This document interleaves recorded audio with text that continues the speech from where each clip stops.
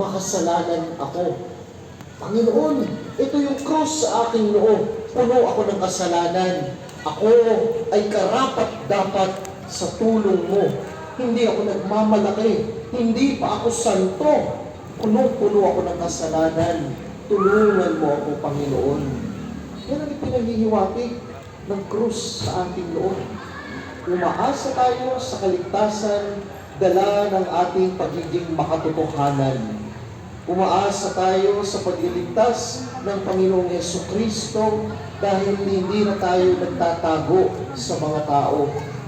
Pinamamalita na natin yung akala ninyong mabait, yung akala ninyong mabuti, yung akala ninyong di makabasag pinggan. Ito ako, makasalanan ako. Tingnan ninyo ang krus sa noo ko.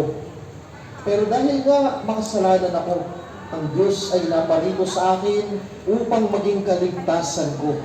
Dahil makasalanan ako, ang Panginoong Yesus ay naparito sa lupa para dalihin ako kung nasaan siya sa kalangitan, sa piling niya magpasawalang hanggan.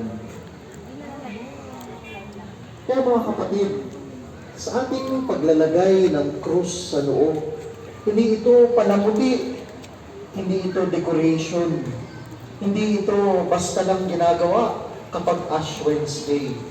Napakalalim, napakalawak ng ipinaghihiwatig nito.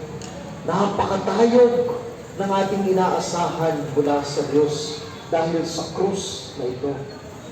Kaya sa mga nalalapit na sandali, tayo'y manahimik at ating pagnilayan ng maigi ang katotohanan.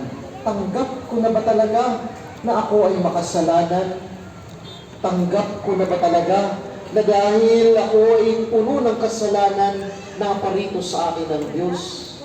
Tanggap ko na ba talaga na dahil ako ay makasalanan, karapat-dapat ako na tulungan ni Kristo? Tanggap ko na ba na ako ay makasalanan?